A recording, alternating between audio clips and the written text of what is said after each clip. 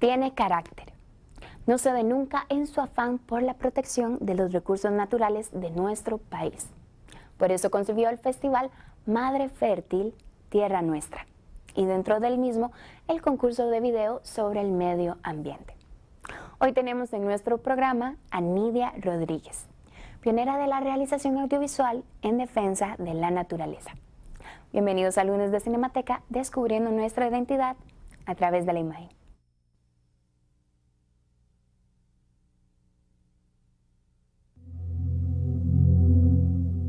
Quiero despertar la memoria y la conciencia para que se valore y se defienda lo que con tanto dolor y congoja se forjó en épocas pasadas. Porque ustedes no pueden olvidar que un día de 1917, un ambicioso militar, apoyado por una clase rica y poderosa, le arrebató a este país su más preciado bien, la democracia.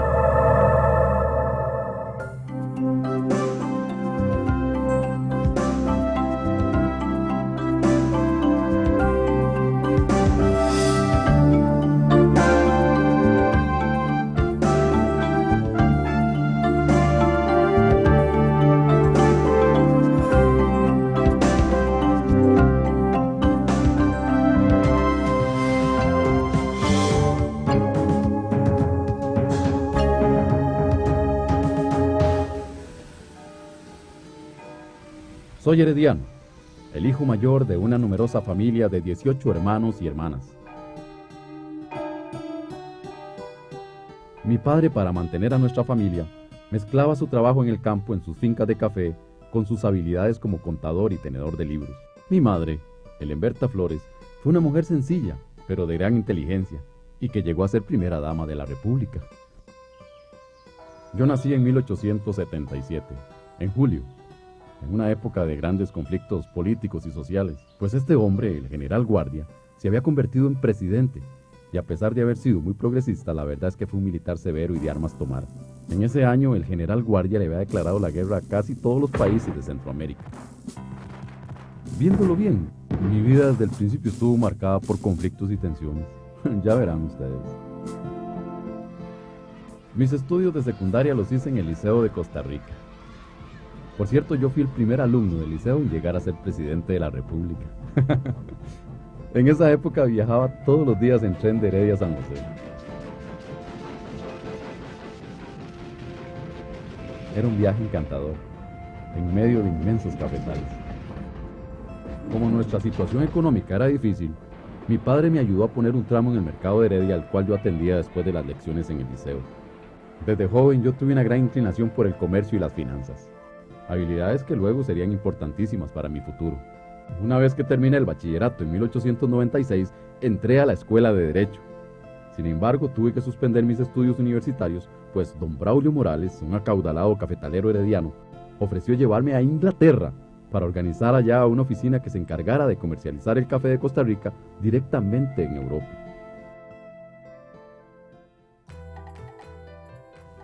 Mi felicidad y nerviosismo por este viaje a Londres eran inmensos. Mis padres tenían sentimientos encontrados. Papá feliz, pero mamá muy triste. Ella no aceptaba que yo hubiera suspendido mis estudios por este viaje. Mamá me despidió con mucha nostalgia y con cierto aire de un mal presentimiento. Pero tenía que irme, era mi futuro lo que estaba en juego. En 1898 partí de Limón junto con la familia de don Braulio, pues además su hijo se iba a casar en Inglaterra. Yo apenas tenía 21 años, y al verme en Londres, en medio de aquel mundo maravilloso y moderno, sentí que mi éxito profesional estaba muy cerca. Lleno de entusiasmo, comencé a trabajar en la organización de nuestra oficina de negocios. Hicimos diversos contactos y hasta alquilamos un local en el centro comercial de Londres.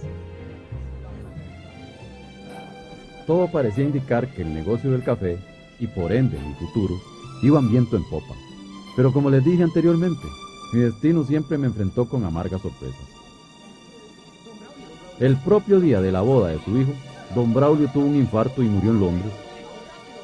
Esta tragedia de la familia Morales echó por tierra mis proyectos y aspiraciones en Europa, por lo que tuve que regresar inmediatamente a Costa Rica. De regreso en Costa Rica, reinicié con gran ímpetu mis estudios de Derecho, graduándome en 1902 como notario público. Y me dediqué a ejercer mi profesión. El bufete González Flores tenía mucho prestigio en Heredia, y me producía buenas ganancias. Pero mi viaje a Inglaterra había despertado en mí grandes inquietudes e interrogantes, especialmente sobre economía política. Mi vida profesional estaba resuelta, pero sentía que todavía faltaba mucho por hacer. Muy pronto, mi vida daría un giro violento hacia el mundo de la política. Llegué al mundo de la política sin ser realmente un político. Claro, si ser político es disfrutar de las mieles del poder, de los aplausos y las ovaciones de las multitudes en una manifestación. Yo nunca fui de esos políticos. Me consideraba más bien un estadista, un apasionado de la igualdad y la justicia. Ahora, ¿no les parece extraño que entonces yo llegara a ser presidente de la República? Les voy a contar qué fue lo que pasó. En 1892 yo tenía lo más 15 años, pero recuerdo que el presidente Rodríguez, en una actitud arrogante y despótica, disolvió el Congreso. Así como lo oyen, lo cerró para no dar cierta información que le habían solicitado los diputados. No se imaginan cómo me impactó a mí esta actitud despótica del presidente Rodríguez. No sé, me entró una especie de ira y ganas de luchar. Todos los días después de las clases me iba a las manifestaciones con mis compañeros del liceo. Hasta el tramo del mercado dejé botado con tal de ir a protestar. La pobre mamá se la pasaba diciéndome: Alfredo, no se meta en enredos de política, eso no es para usted. Tal vez ella tenía razón. Más adelante, Rafael Iglesias llega al poder gracias a las influencias de su suegro, el presidente Rodríguez. ¡Abajo Iglesias, que muera el tirano! A partir de este momento me convertí en un furibundo anti-Iglesias. Estos arrebatos me metieron a mí en serios problemas, debido a que, no sé si ustedes saben, pero en 1894 hubo un intento de asesinar al presidente Iglesias, y alguien me involucró a mí en el atentado. El 15 de septiembre, después de la revista militar que realizó el presidente Iglesias en la Sabana, regresó a caballo por lo que hoy es el Paseo Colón. De pronto, entre la gente que observaba el desfile, surgió una persona que, al grito de "¡Que viva el doctor Carlos Durán, presidente de la República!", le disparó varias veces, pero ninguno de los disparos acertó en el blanco. Inmediatamente se inició una ola de arrestos en Heredia, Santo Domingo y Cartago. A mí me encarcelaron por varios días. Pobrecita mamá, cómo sufrió con estas cosas. Bueno, hay que reconocer que el gobierno de Iglesias fue de progreso. Él inauguró el Monumento Nacional, lo mismo que el Teatro Nacional, y le dio gran apoyo a la construcción de los ferrocarriles. Iglesias se mantuvo en el poder hasta 1902. Ya en esta época yo me había metido de lleno en las luchas políticas, a la sombra de grandes figuras como don Ricardo Jiménez, don Máximo Fernández y el propio don Cleto González Víquez. Junto con estos políticos yo participé en la organización del Partido Republicano, que era de oposición a Iglesias. En 1913 se iniciaron las actividades para escoger al próximo candidato presidencial. Y es aquí donde se desatan los hechos que me llevaron a la presidencia. Eran 3 los candidatos: el expresidente Iglesias, que se lanzaba por una tercera magistratura, don Máximo Fernández de nuestro Partido Republicano y el doctor Carlos Durán. Para este año, 1913, se había establecido en nuestro país el voto directo, pero se mantenía que si ninguno de los candidatos lograba la mayoría absoluta, entonces el Congreso escogería al presidente. Por esta razón, Rafael Iglesias y el doctor Durán, que eran enemigos políticos, hicieron un pacto con tal de derrotar a nuestro candidato Máximo Fernández. Un pacto de caballeros. En diciembre de 1913 se llevaron a cabo las elecciones, y ocurrió lo que se había anticipado. Ninguno de los 3 candidatos obtuvo mayoría. Esto significaba que Durán era el próximo presidente de Costa Rica debido a su pacto con el presidente Iglesias. Todo parecía estar resuelto, pero don Máximo Fernández decide renunciar a su candidatura y le ofrece a Iglesias los votos de sus diputados en el Congreso. Esta oferta haría presidente a Iglesias. Pero ¿y el pacto con el doctor Durán? Adivinaron. Iglesias decidió entonces aceptar la oferta de Fernández y no honrar su pacto con el doctor Durán. La situación era ahora mucho más compleja. Pero entonces apareció la figura de un joven y hábil político, Federico Pelico Tinoco. Tinoco logró que Durán también renunciara a su candidatura, dejando en manos del Congreso la elección del presidente. La confusión y la incertidumbre eran acongojantes. Yo, a pesar de pertenecer al Partido Republicano, me mantuve al margen de los acontecimientos. Pero una mañana me sorprendieron en mi casa en Heredia dos visitantes. Eran Federico Tinoco y el doctor Durán. Entre ellos, y con el apoyo de 22 diputados, se llegó a una salida a esta difícil crisis política. Buscar un candidato ajeno a la contienda, un candidato de transacción, y lo encontraron, Alfredo González Flores. Sí, llegué a la silla presidencial sin haber pronunciado un solo discurso de campaña y sin haber recibido un solo voto de la gente. Este es el día de traspaso de poderes.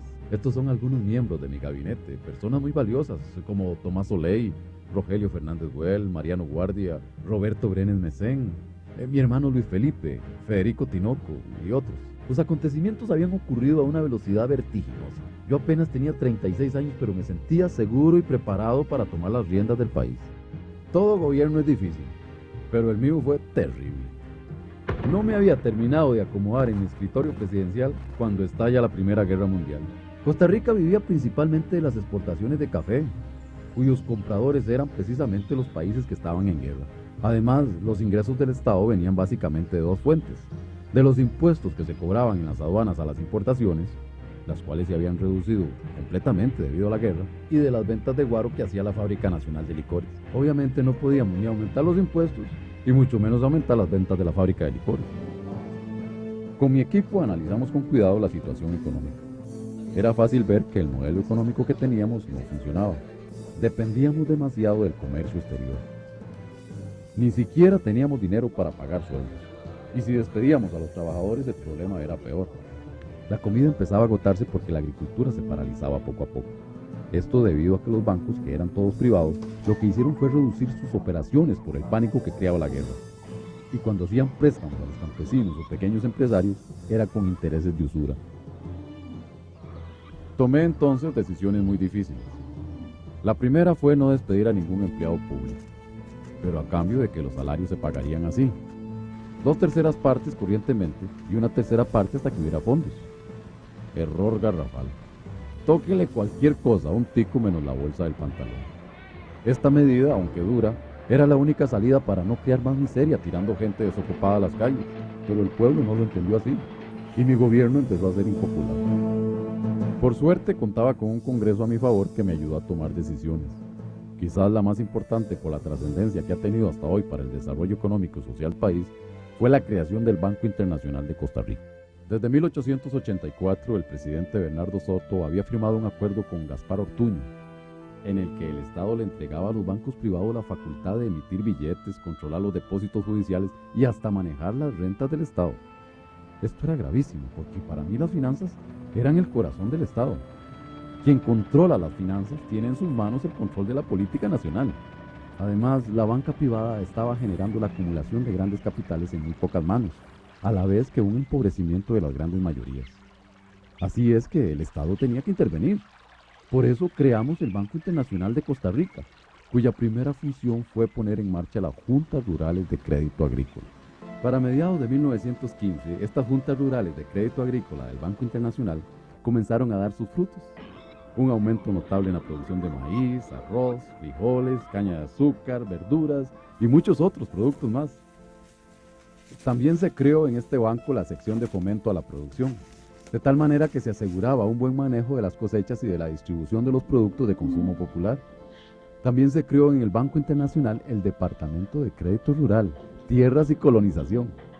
Las juntas de crédito rural comenzaron a desarrollarse hasta convertirse en lo que luego se llamaría Banca de Desarrollo. A través de la creación del Banco Internacional, el Estado había intervenido firmemente en la actividad financiera nacional, generando grandes cambios. Algunos de ellos no se plasmarían sino muchos años después. Pero el Banco Internacional no se quedó solo en la cuestión financiera. También hizo un gran aporte en la solución de otros problemas como la vivienda. El Banco Internacional creó las juntas de habitación, hoy conocidas como el INBU. Años después, en 1936, el banco cambiaría su nombre por el actual Banco Nacional de Costa Rica.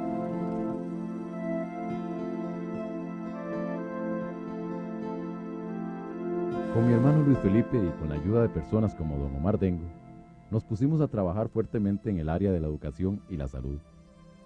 Esto me trajo algunos problemas, porque en esa época el país gastaba una cantidad exagerada de dinero en asuntos militares.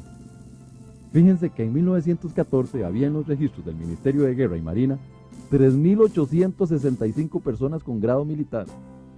¿Y saben cuántos maestros y profesores había en todo el país? Apenas 1.381. Es decir, había 3 militares por cada maestro.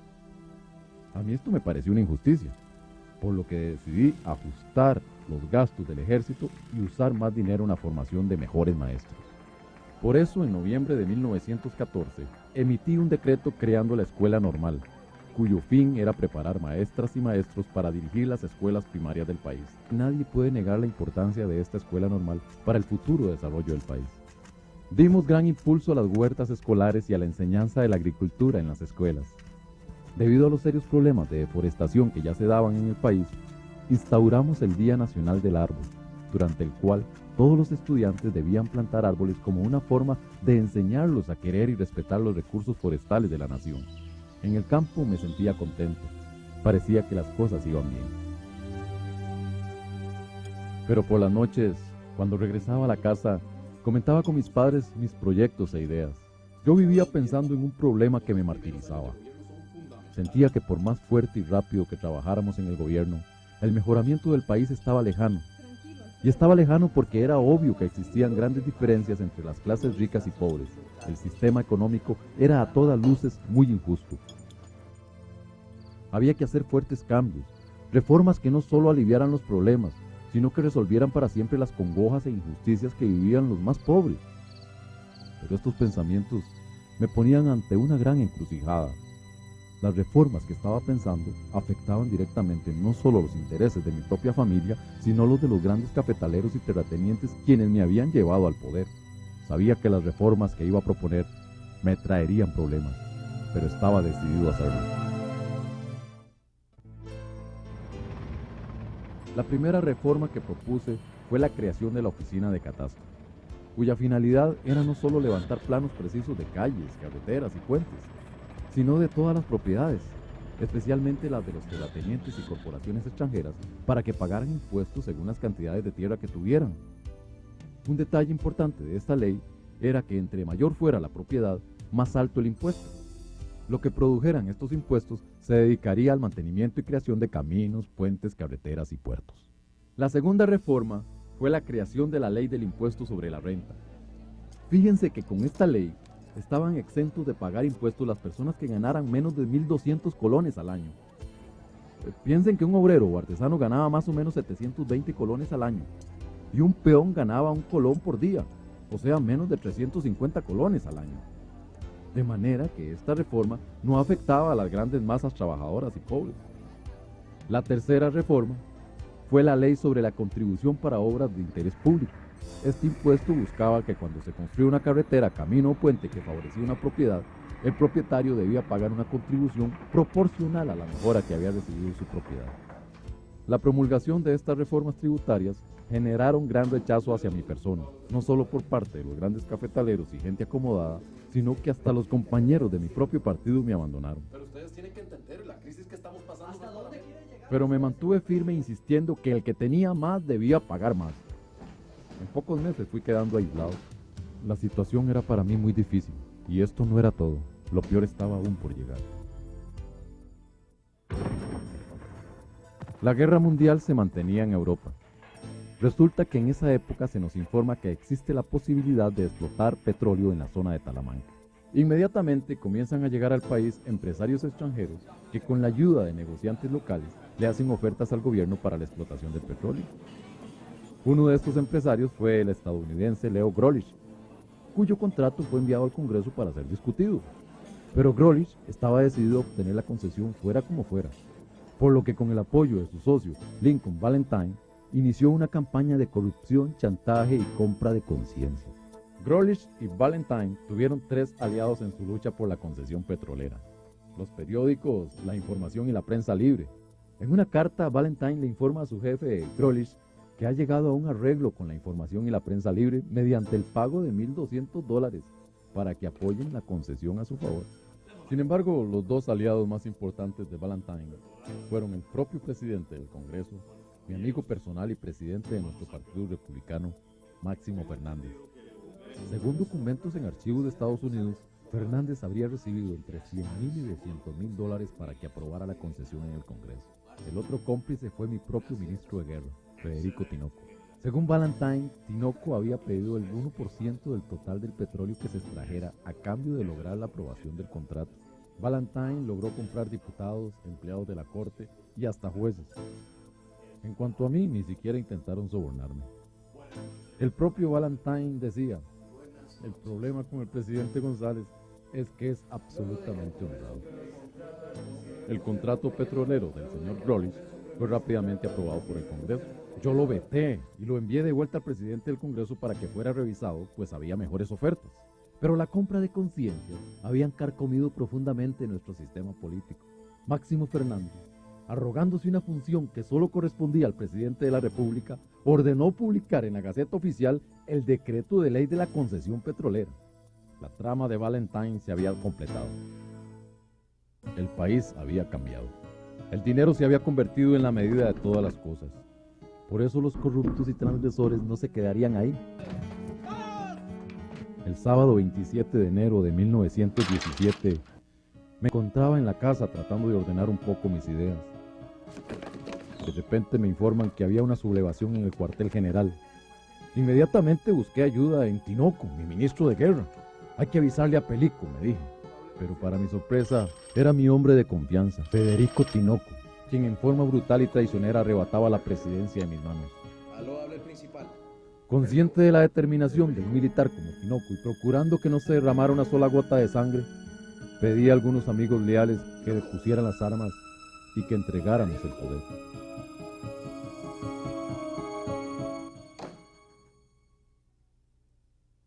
Porque de veras no había nada que hacer. Desde las 10:30 de la mañana ya el golpe estaba consumado. Y era apoyado no solo por militares desleales a la patria, sino vitoreado por un pueblo desinformado y una clase rica y poderosa que había visto en mis reformas tributarias un peligro para sus intereses. Imagínense que ese mismo día del golpe de Estado, durante la noche del sábado 27 de enero, los cines y salones de baile funcionaron con toda normalidad, como si nada hubiera pasado. Parecía como si todo el país se alegraba por mi desgracia. Yo apenas tuve tiempo de refugiarme en la legación americana.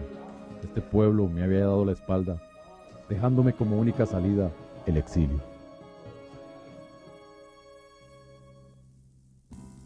El gobierno de Federico Tinoco y su hermano Joaquín fue cruel y sangriento. Las vidas de costarricenses valiosos como Rogelio Fernández Güell, Marcelino García Flamenco y muchos otros habían sido sacrificadas en forma atroz. Poco a poco la gente comenzó a ver claro que se trataba de militares ambiciosos que manejaban el país a su antojo. Pero en 1919 se inician fuertes manifestaciones estudiantiles contra el gobierno de los Tinoco. El periódico La Información, leal al gobierno, fue quemado durante una manifestación. También la dictadura se enfrentaba a varios levantamientos revolucionarios liderados por hombres como don Julio Acosta y Alfredo Bolio, quienes desde su exilio en Nicaragua lideraron la llamada Revolución del Zapoá. Además, debido a la presión que yo había ejercido en Washington, el presidente Wilson anunció que no reconocía al gobierno de los Tinoco. Y para completar el cuadro final de este periodo nefasto, el general Joaquín Tinoco es asesinado. Federico Tinoco, junto con sus familiares y allegados, abandonan el país. La más oscura noche de la democracia costarricense llegaba a su fin. Era el momento ansiado de regresar a casa. En noviembre de 1919 regresé a Costa Rica y fui recibido con mucho entusiasmo. Aquellos rostros sonrientes me hacían sentir que por fin la gente había comprendido el valor de mis reformas. También a mi regreso me reencontré con esta mujer, Delia Morales, y ya se imaginan lo que pasó. Nos casamos, no sin antes hacerle una gran promesa, que jamás volvería a participar en política. Bueno, no solo porque Delia me lo pedía, sino porque desde que estaba en Washington comenzaron a presentarse los síntomas del mal de Parkinson, una enfermedad que me iba a afectar el resto de mi vida. Delia era hija de... ¿se acuerdan de don Braulio Morales? Bueno, Delia era hija de este señor. Ella y yo nos dedicamos a nuestras fincas de café, donde pasamos momentos muy hermosos. Delia y yo no tuvimos hijos, nos habíamos casado un poco pasaditos de años. Cuando nos casamos, Delia ya había cumplido los 40 años y yo tenía, 45 años. Mi vida junto a Delia transcurrió tranquila y apacible hasta más o menos 1929, cuando fui el fundador y presidente de la Junta Nacional de Electricidad. También de 1936 a 1940 me desempeñé como presidente de la Junta Directiva del Banco Nacional. Estos 4 años en el banco me hicieron muy feliz, pero mi salud comenzó a flaquear y tuve que retirarme de la función pública. A mí me conmovían mucho los ancianos. Una vez, cuando me preparaba para uno de mis acostumbrados paseos, me topé con un mendigo que, como yo, padecía del mal de Parkinson. Y me dije: sufrimos la misma enfermedad, pero no padecemos el mismo mal. Porque una cosa es padecer de Parkinson y ser rico, y otra muy diferente es tener esa enfermedad y ser pobre. Bueno, ya estamos llegando al final de este viaje. Pero antes de despedirnos, Delia y yo quisiéramos ir a conocer el hogar de ancianos. Es que nosotros siempre soñamos con la idea de crear un albergue, un hogar para que los ancianitos pudieran vivir sus últimos días con dignidad.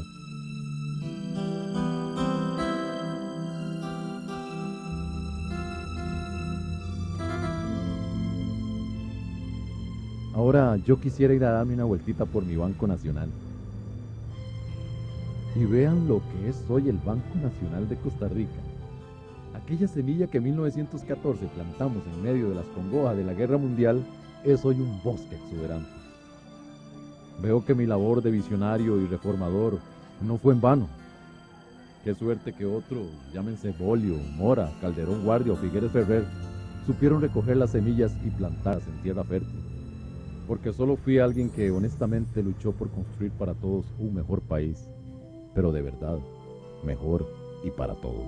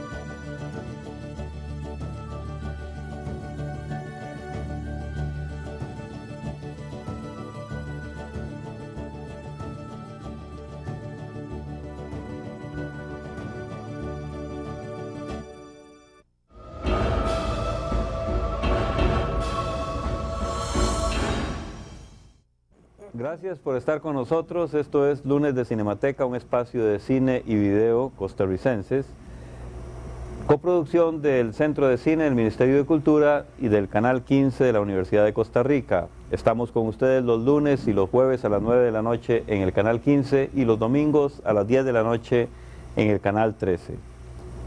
Con más de 30 años de labor como educadora, enamorada de la naturaleza, del ambiente, de los recursos naturales, Nidia Rodríguez ha hecho también una ardua labor, una extensa producción audiovisual, ella realizando cortos sobre el tema, posteriormente como líder del Festival Madre Fértil Tierra Nuestra, y dentro del Madre Fértil Tierra Nuestra el tema del video ambiental como un concurso dentro de ese contexto, con sus propios premios, el Galán Sin Ventura, el Javirú y el Tiburón Martillo.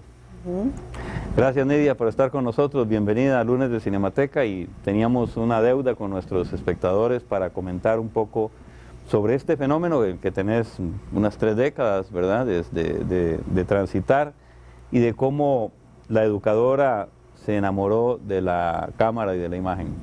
Sí, bueno, gracias Roberto, encantada de estar aquí. Realmente siempre le comento a varias personas que qué interesante cuando de repente uno lleva como por dentro ese mundo audiovisual, ¿verdad?, que quiere expresar, y yo pues como profesora que empecé mi carrera como profesora de química, siempre anduve cargando películas en aquel tiempo y proyectores del Ministerio de Educación.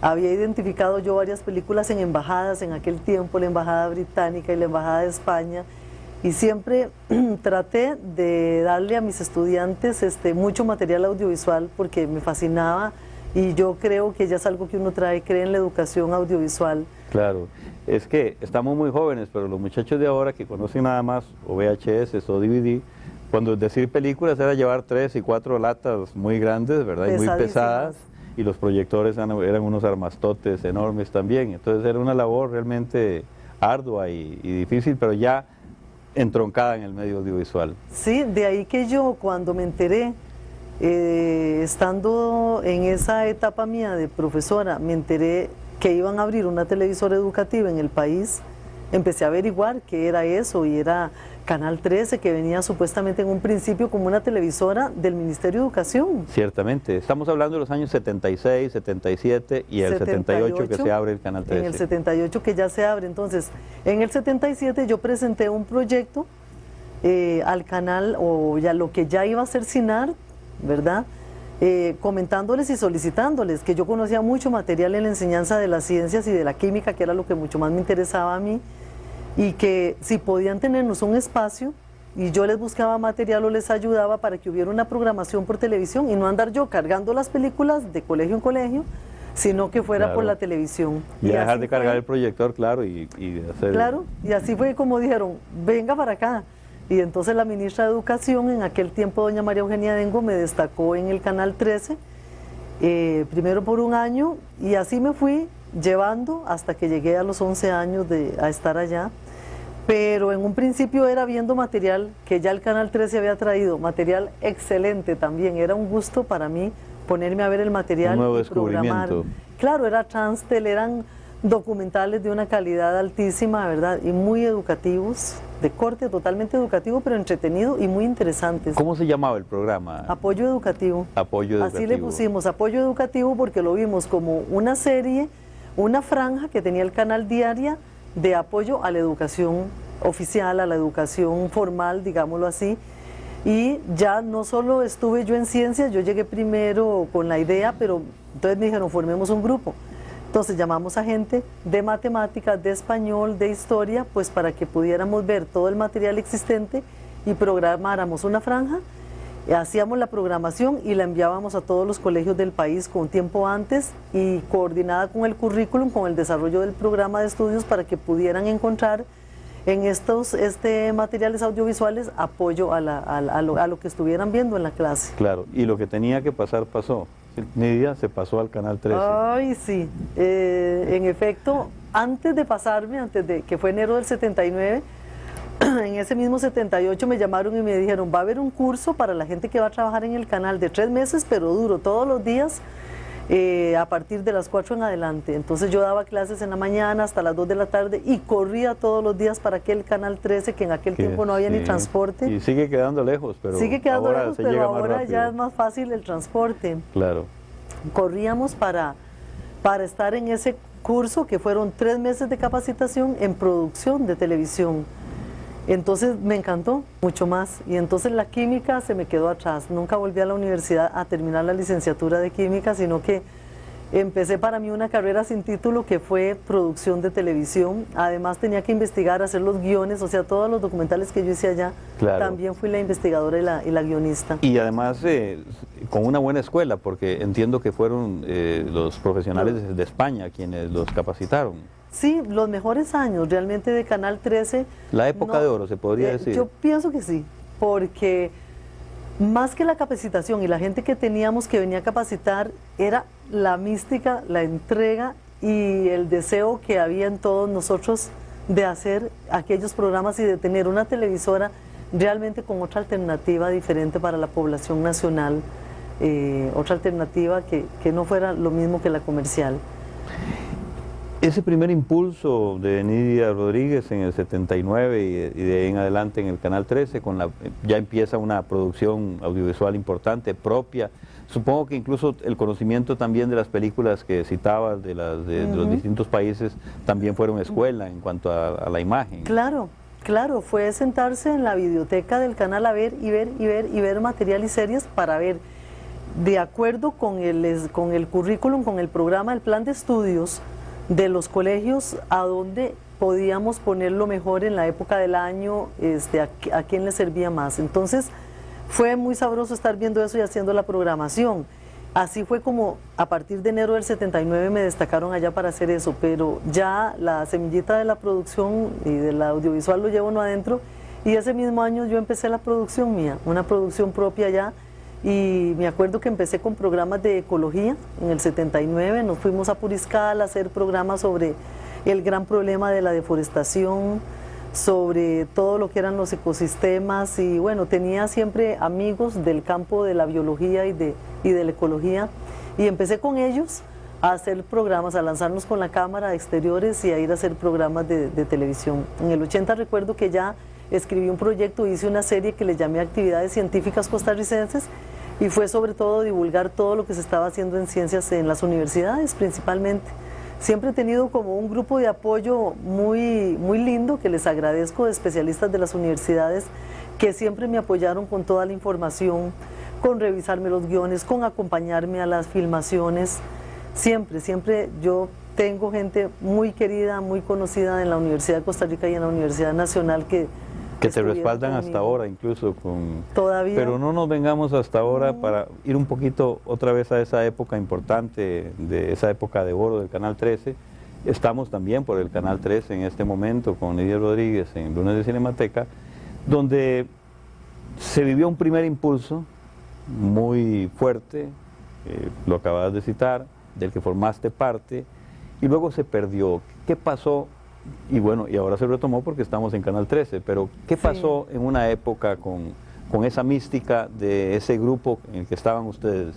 Sí, allí realmente mucha gente sufrió mucho, porque había cambios de políticas constantemente, cambios de directores que llevaba cambios de políticas y de trato con los mismos funcionarios.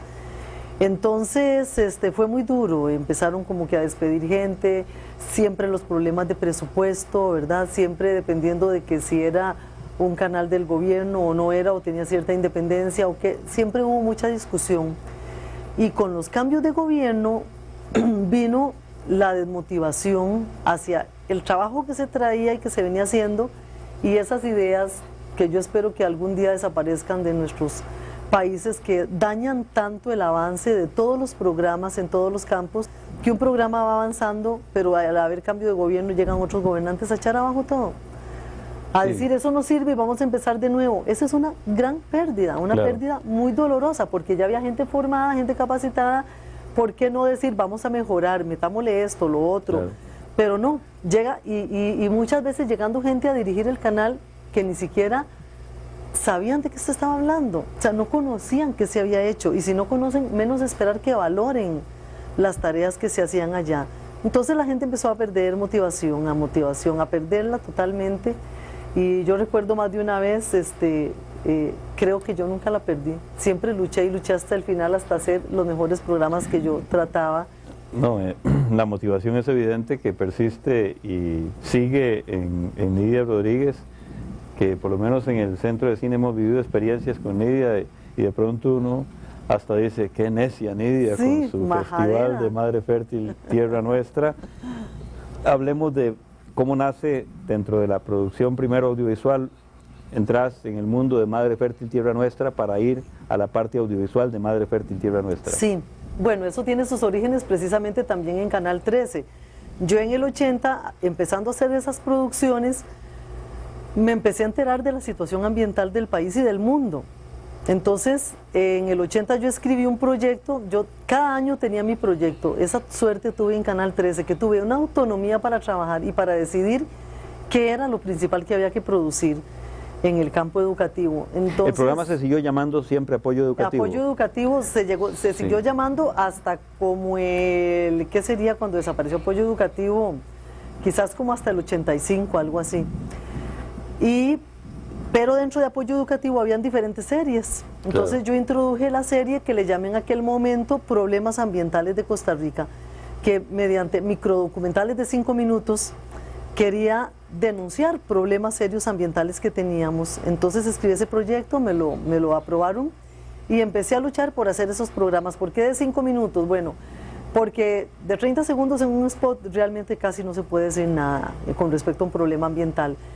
De media hora no los podían estar repitiendo, entonces busqué un tiempo que me permitiera a mí sacar un programa semanal y que ese programa se repitiera todos los días a toda hora, porque usted sabe, igual es la publicidad, a pura repetición y reiteración llegamos a la mente y al corazón de la gente.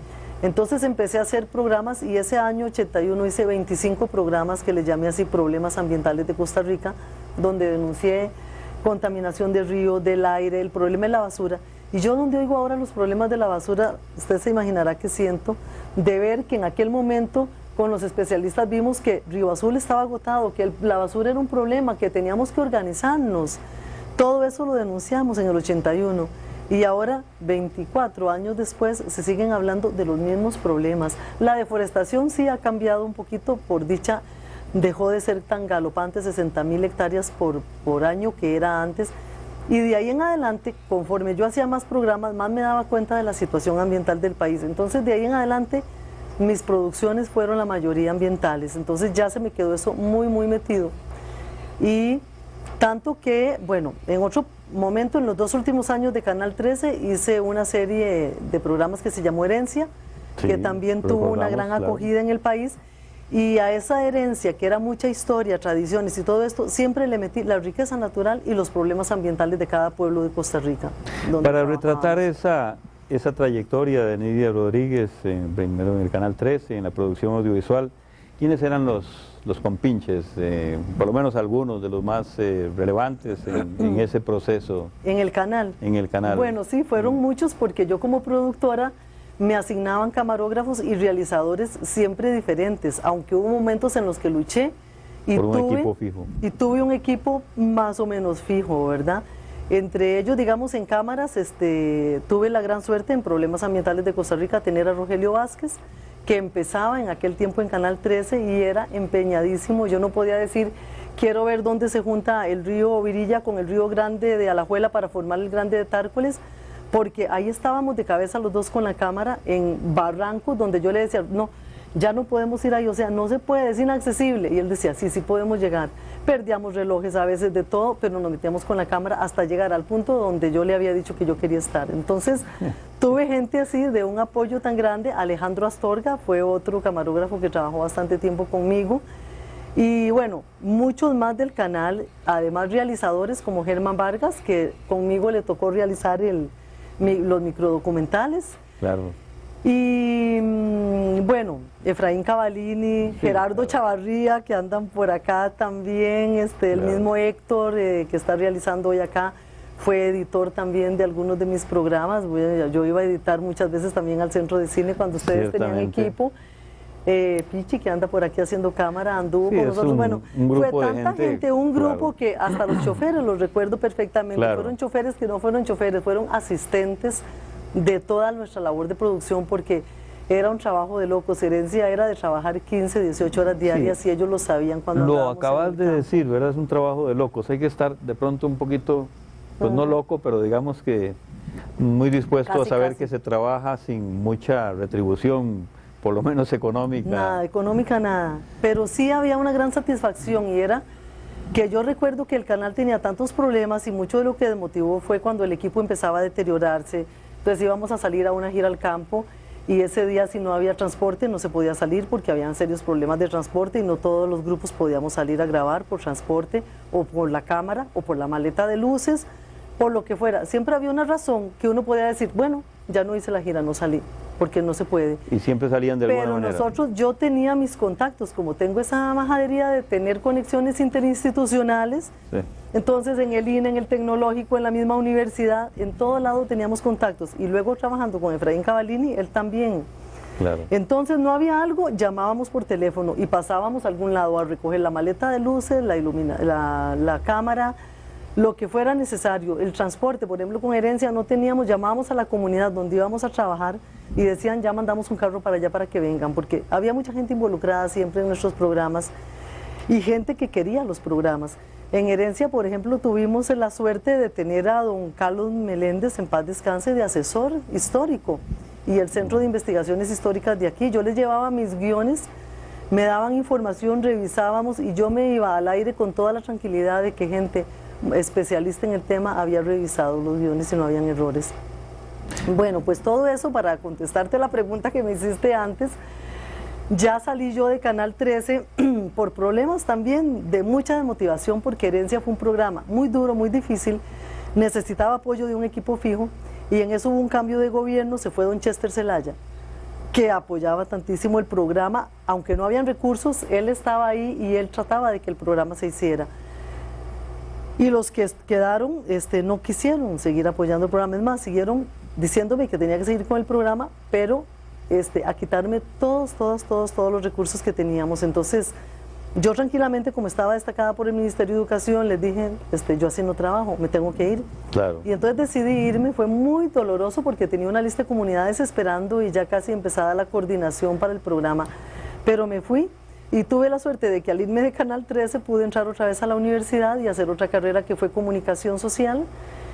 Y entonces lo que hice fue estudiar comunicación para aplicar todas las teorías de la comunicación al ambiente, digamos. Claro, al ambiente. a las cuestiones ambientales del país. Y entonces me vine ya como especializando en una carrera que soy un híbrido, educadora ambiental, pero también con énfasis en comunicación. Claro. Y entonces ahí pues seguí ya. Ahí sigue una trayectoria que tiene 3 grandes bloques, podríamos decir: apoyo educativo, Madre Fértil Tierra Nuestra, que persiste y que continúa cada vez más fuerte, y dentro de ella el medio audiovisual, y Candil Digital Media. Pero vamos en orden. Sí. Cuando Nidia asume el Festival Madre Fértil Tierra Nuestra, que se celebra en cada junio en torno al Día Mundial del Ambiente, el 5 de junio, inicia también la producción o la exhibición de películas sobre el tema. Claro. Y le roba a la muestra de cine y video costarricense, que ya se realizaba en aquellos años, de alguna manera el tema ambiental y de naturaleza. ¿Cómo fue esa inserción de la parte del concurso de video dentro del Madre Fértil Tierra Nuestra? Sí, bueno, yo aproveché una coyuntura un poco política, aunque yo no soy de ningún partido político, pero estaba como asesora en el Ministerio de Cultura con doña Gilda y don Arnoldo Mora, y entonces les presenté otro proyecto que era ambientalización cultural, que era introducir la dimensión ambiental en la cultura, y por eso realmente yo, sinceramente, por eso entré a trabajar al Ministerio de Cultura, porque quería insertar la dimensión ambiental. Es una gran dicha poder encontrar, digamos, el arte para las manifestaciones, o más bien las manifestaciones artísticas a favor de dar un mensaje sobre el ambiente y poder concienciar, hacer a la gente reflexionar más acerca de esto. Entonces, creé ahí este proyecto y el Festival Madre Fértil Tierra Nuestra. Y cuando empecé, bueno, era en el Ministerio de Cultura, muy pocos recursos, y fue cuando me uní a ustedes por primera vez para que hiciéramos una retrospectiva de cine y video ambiental. ¿Te acuerdas que la hicimos en el Teatro Melico Salazar? Ciertamente. Allí estuvimos mostrando películas desde que yo conocía y que usé mucho, desde el Centro de Cine del 73, parte de mi producción de Sonia Mayela, de tanta gente que habíamos estado desde años Fue un atrás descubrimiento, produciendo. de alguna manera, ¿verdad? Y unido a esa retrospectiva vinieron muestras de cine y video ambiental internacional, porque aquí todavía, o sea, yo no tenía ni los medios, ni todavía algo muy establecido como para hacer un concurso nacional. Entonces, los 5 primeros años, o los 4 primeros años fue la retrospectiva y 3 muestras de cine y video. Ya el quinto ya no me aguanté las ganas y dije, ya viene el concurso, aunque sean 4 gatos, hagamos el concurso de video ambiental costarricense Y entonces fue cuando traté de no chocar con la muestra, de hacer más bien algo complementario, y de que si en la muestra no se podía premiar seriamente, digamos, o darle mayor importancia a lo ambiental, lógicamente, entonces lo ambiental lo hiciéramos como otra muestra separada. Y ahí empezamos en el 5º festival, ahora llevamos 9, o sea, llevamos 5 años de hacer concurso. Sin embargo, al año siguiente ya lo hice Centroamericano y del Caribe, a ver si podíamos fortalecer todavía más por en la región, claro, la temática ambiental en el cine y en el video. Claro. Y vamos al tercer bloque que tiene que ver con las imágenes que estamos apreciando mientras conversamos con Nidia Rodríguez hoy en Lunes de Cinemateca. Estas imágenes de la biografía de Alfredo González Flores forman parte de un sueño, y no sueño sino que hubo realidad, con por lo menos 3 películas, 3 documentales muy bien hechos, realizados temáticamente y en imagen, de Alfredo González Flores, que es el que estamos viendo, el de Clorito Picado y el de don Tomás Soleil, con Candil Digital Media. ¿Cómo fue? ¿Cómo afrontaron esa fecunda labor, que así se llama la serie? Sí, bueno, de un momento a otro Antonio Cuevas Ortiz, que había sido asesor del CINAR, del Canal 13 en los primeros años, se hizo muy amigo en ese tiempo de Germán Vargas y mío también, decide venirse a Costa Rica, y entonces, bueno, los 3 éramos de aquel tiempo cinaristas. Germán es de una beta muy educativa también, Antonio no, Antonio pues digamos, él hacía de todo en España, de largometrajes, cortometrajes.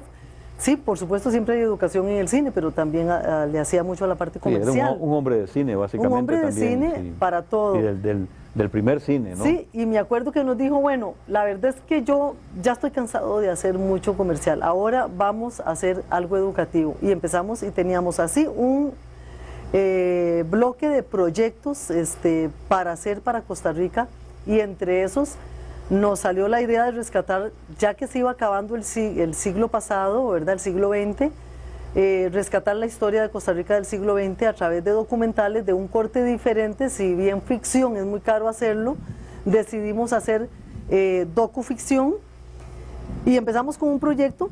De casualidad, en ese momento don Óscar Aguilar Bulgarelli llega de nuevo al Canal 13, que nos conocía, le hablamos de la serie, y por supuesto todos votábamos pues porque Canal 13 y ojalá Canal 15 en algún momento tuviera esa serie, y nos dijo que sí, que por supuesto. La idea que me había surgido era que se financiara con el 10% que las instituciones autónomas y de gobierno tenían que dar a Canal 13, que eso como que no estaba operando. Y la idea era pues eso, que se le encontrara financiamiento y soporte con las mismas instituciones autónomas costarricenses. Pero bueno, yo me di a la tarea 2 años de visitar a todos los departamentos de comunicación, de relaciones públicas, de todas estas instituciones. Hicimos la producción de Clorito Picado, en el que, bueno, Germán es el guionista y el realizador, Antonio el director de fotografía, y yo siempre con la producción y desesperada buscando financiamiento por todo lado. Y nos dijimos, pongamos de nuestros ahorros y de lo nuestro y hagamos Clorito Picado para que vean lo que queremos, y cuando lo tenemos hecho sabemos que se van a enamorar de esto. Así fue, se enamoraban de los programas, pero de dar aporte económico no. Solo nos apoyó un poquitito el Banco Nacional con Alfredo González Flores y el INSS con el de Tomás Soleil, pero la lista de 30 o 40 que esperábamos que fueran 13 por lo menos, no salió. Realmente no le importa, no les importa a las instituciones autónomas. Mire, yo visité todos los bancos, Banco de Costa Rica, que yo me imaginaba que podía apoyar esto, el Banco Popular, nos contestaban que no, que ellos no les interesaba esto. No podían sacar ni 4 millones cuando yo sabía que pagaban 10 millones y 12 millones por otro documental más sencillo. Sí, y que se hace muchísima publicidad también. Claro, y bueno, así fue de doloroso realmente, un ICE, INA, todas ellas juntas hubieran financiado un video, un documental, 2 instituciones, y salía como nada. Pero sinceramente, si no hay, Alfredo González Flores fue porque el mismo gerente estuvo muy interesado y de la orden, pero llegar a las oficinas de relaciones públicas y de comunicación de las instituciones autónomas, a ellas no les interesa nada. La gente que está ahí solo les interesa ver los comerciales y estar con las agencias de publicidad que les cobran millonadas y demás, pero esto no les interesa, es muy doloroso. Y el Canal 13 tampoco pudo hacer nada al final, entonces nosotros nos quedamos con 3 programas producidos, con una gran frustración de no haber podido seguir y aportar esto que había sido declarado de interés nacional por el Ministerio de Cultura, el Ministerio de Educación, pues son ministerios que no tienen dinero. Y el mismo Centro de Cine, con quien tantas veces hablamos para hacer coproducciones, y Canal 15, pero tiene que haber un financiamiento definitivamente, ¿verdad? Para que pudiera seguir adelante aún a bajo costo, como lo hacíamos nosotros, porque a mí me da vergüenza decir que este actor de Alfredo González Flores o el protagonista de Tomás Oleiguel, que fue Melvin Méndez, Melvin Méndez, sí, y Carlos Alvarado fue Clorito Carlos Picado. Alvarado Clorito, sí. Nosotros, bueno, la voz fue Carlos Alvarado, sí, perdón, un sí. biólogo fue Sí. la imagen. Sí. Les decíamos, hay 40.000 colones para pagar. Qué tristeza, ¿verdad? Cuando ellos saben que en un comercial de 30 segundos se ganan 80.000, pero como ellos me decían, esta es la oportunidad para nosotros para hacer algo que nos encanta hacer, esto nos gusta y podemos seguir con esto y tranquila, lo que haya de plata. Y así fuimos todos, pagándonos casi miserias. Bueno, vos actuaste en uno y no te pagamos nada. Sí, fue un pequeño papel, no hay problema, Nidia. Muchas gracias. Esta trayectoria importante, este trabajo tesonero, esta fecunda labor, bueno, no puede seguir, está bien la mística, está bien ese esfuerzo, está bien ese entusiasmo que se nota en Nidia Rodríguez. Veo ahora cierto coraje y eso también es importante, pero ¿cambiará este medio costarricense, cultural, para apoyar la producción audiovisual educativa? Dios mío, son tantos años que hace ya de estar en esta lucha que yo sinceramente siento a veces como que me quisiera resignar a que no va a cambiar, a aceptar que no va a cambiar, porque es muy cansado, es muy doloroso y es muy desgastante estar en esa lucha. Para mí los 2 años que pasé tratando de que las instituciones me escucharan y financiaran esa serie y no lo logré, solamente, bueno, una cuarta parte de lo que hubiera querido. Siento que no, yo me tuve que resignar y realmente estábamos invirtiendo mucho tiempo, mucho cariño y mucho dinero en Candil Digital Media para hacer esto. Invertimos mucho y durante 4 años perdimos todos los ahorros de los 3. Igual es la historia de muchos, ¿verdad? Y Antonio Cuevas, que se compró todo el equipo, el mejor equipo que había en el país en este momento, ¿verdad? Para hacerlo dedicado totalmente a eso, el equipo de la Betacam Digital y todo lo que él tenía, que era un hombre de cine que pasa video y que quiere que ojalá salga la imagen igual que para cine. De todo ya nos fuimos deshaciendo y ya desarmamos todo, realmente ya desarmamos Candil porque yo sentí que no. Entonces lo que hice fue que para el festival creamos la Asociación Terra Nostra, que tiene fines de rescate de nuestro patrimonio natural, de nuestro patrimonio histórico. Heredamos este proyecto y lo tengo ahí, lo tengo dormidito para despertarlo en algún momento que haya interés realmente de una serie así.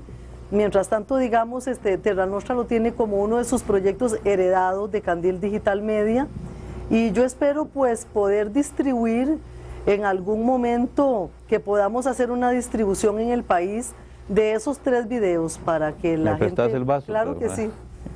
Para que la gente pueda disfrutar y aprender mucho, porque nosotros mismos aprendimos muchísimo haciendo esos 3 videos. Es impresionante lo que hay que investigar en historia, Germán escribiendo el guión, todos revisándolo, todos aportando, yendo a reuniones con la gente, familiares del personaje, todos, la gente que tenía que ver con la historia, y consiguiendo todos los recursos, además no solo la parte económica, sino fotografías, periódicos, todos los materiales en todo lado para poder hacer la realización del video. Y realmente pues era tan difícil que a mí principalmente lo que me dolía es que lo hacíamos con un presupuesto tan bajo porque todo el mundo colaboraba, ¿verdad?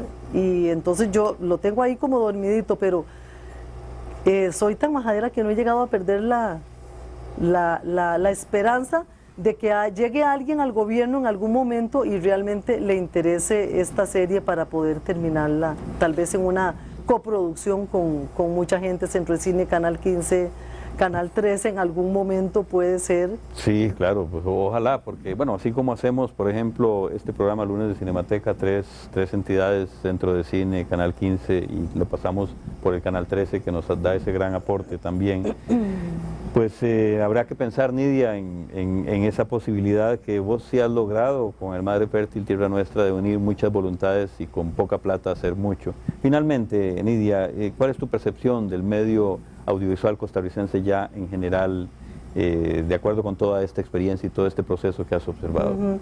Bueno, en el 73 que fue el boom del Centro de Cine, ¿verdad? Y que se produjo tantas películas y hubo también toda esa mística y esa producción, a los años sentimos como que todo eso se cayó, a los pocos años. Y el Centro de Cine, pues bueno, no pudo seguir con su producción tal y como se había concebido en aquellos tiempos. Canal 13 salió y entonces vino a ser como la alternativa, sí, ¿verdad? La continuación del impulso. Claro, fue como entonces continuar, bueno, nos agarramos de acá porque allá ya se detuvo. Y sin embargo también se cae y se levanta, se cae y se levanta, pero en general yo lo que sí siento es que la producción independiente está aumentando en calidad, está aumentando. Sabemos que siempre es difícil y yo una vez me puse a pensar, ¿por qué será tan difícil la producción, por ejemplo, de esos documentales de historia, verdad? Y me puse a pensar y me tengo un dicho para mí misma, digo, la vida es tan difícil la vida, es muy linda, es muy agradable, es lindo vivir la vida, pero la vida es dura, no es tan fácil, para vivir bien cuesta. Y digo, bueno, pues seguro es mucho más difícil reproducirla, porque ¿qué es lo que hacemos en los videos, en el cine? ¿Qué es lo que hacemos? Reproducir esa cotidianidad, la vida, traerla a la pantalla y tratar de eternizarla, ¿verdad? Entonces yo digo que seguro por eso es tan difícil, por eso seguro es tan costoso y tan caro, porque realmente no es nada fácil. Pero yo veo que como que va aumentando, yo siento que va mejorando, vamos mejorando muy lentamente. Ahora, con las últimas administraciones que ha tenido el Centro de Cine, el empuje que le dio María Lourdes Cortés, Cine Alianza, Sinergia, ahora todo esto, y además pues lo que estamos haciendo, este Festival Madre Fértil Tierra Nuestra, pues me está viniendo a demostrar que lo que es el concurso va creciendo y se va consolidando. Este año hubo 20 producciones participando, a pesar de que es difícil la producción, de que además es el tema ambiental, lo limita muchísimo más. Tenemos material y ahora sí lo queremos fomentar más, y yo quisiera para el año entrante, que es el 10º, que ya fue lo que me propuse como de meta y tal vez ya llegar hasta ahí, sí como que dejarle de herencia al Centro de Cine o a las instituciones que lo deseen un concurso bien establecido para que pueda seguir adelante, que estos 10 años que nos costó ya el año entrante crezca y se convierta como en lo principal del festival, eso estoy pensando. Bien. Pues con esta ilusión, con esta energía de Nidia Rodríguez de vivir la vida, de reproducirla, y por eso cuesta lágrimas, terminamos nuestro lunes de Cinemateca de hoy. Muchas gracias, Nidia. Bueno, encantada, muchas gracias por invitarme. Y gracias también a ustedes.